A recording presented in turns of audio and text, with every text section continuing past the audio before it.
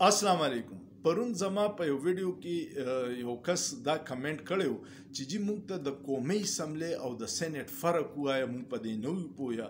نو ما چې نن درته دا ووایم چې قومي اسمبلی، صوبایي اسمبلی او د سېنات څه رول دی او څنګه دا منتخب کیږي.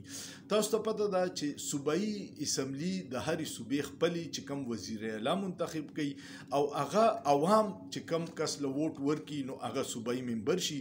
د صوبایي حلقه وړی بیا ورپسې د قومي اسمبلی دی کم چې غټه حلقه هغه برای راست عوام منتخب کوي او د قومي اسمبلی ممبر چې راشي نو هغوی بیا وزیر اعظم منتخب کوي.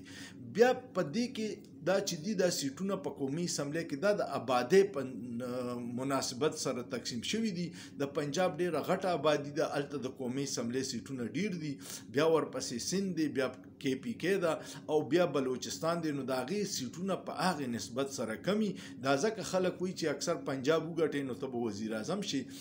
خو بیا په 1973 کې چې کوم آئین جوړېدو نو هغې کې یو دا چلو کو چې دا څلور واړه صوبې اکایي داسې کو چې یو خو قومي اسمبلي ده، یو ایواني بالا جوړ کو، د دې د پاسه یو ایواني سېنات جوړ کو او هغې کې د هرې صوبې ایکول نمایندګي د آبادۍ په لحاظ سره نه، بس د هرې صوبې خپل ممبران کو چا لږ آبادي ده کو چا ډېره ده نو هغې ته سېنات وایي.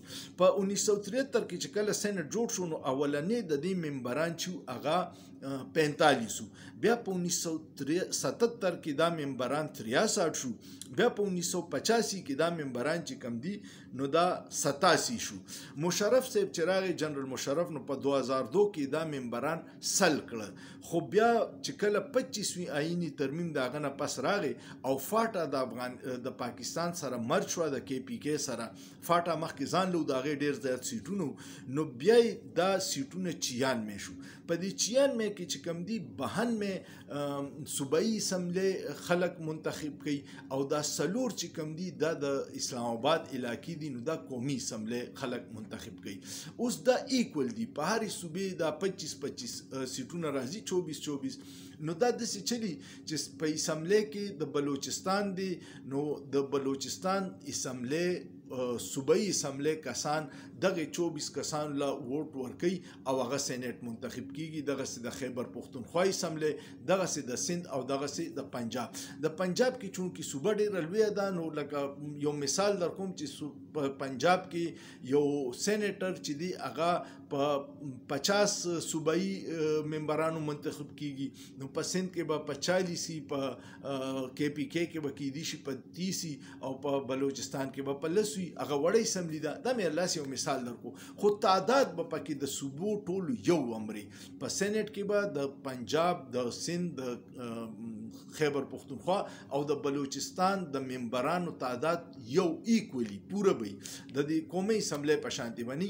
خو بیا د سېنات دا دی چې سېنات ځان له یو چیرمن منتخب کوي او د سېنات چې هغه د 6 کالو ممبرشپي او هر 3 کاله پس نیم ممبران ریټایرډ کیږي او نوی نیم منتخب کیږي. دا سلسله رواني. سېنات چې دی کوچري د قومي اسمبلی کې د وزیر اعظم حکومت ختم شي یا قومي اسمبلی ختم شي نو د هغې اثر په سېنات باندې نه پرېوځي. سېنات خپل کار کوي. سېنیټران فارغ قومي اسمبلی کې دي شي منتخب شي او کال پس اسمبلی ختم شي نو هغوی به کور ته ځي او بیا به د عوام نه ووټ الي او بیا به راځي. سېنیټر چې یو پیره منتخب شو نو د 6 کاله ټینیور دی او په 6 کاله کې سېنات کې نیم ممبران هر 3 کاله پس ختم شي او نور راشي. نو دا د سېنات او د قومي اسمبلی او د صوبایي اسمبلی فرق و.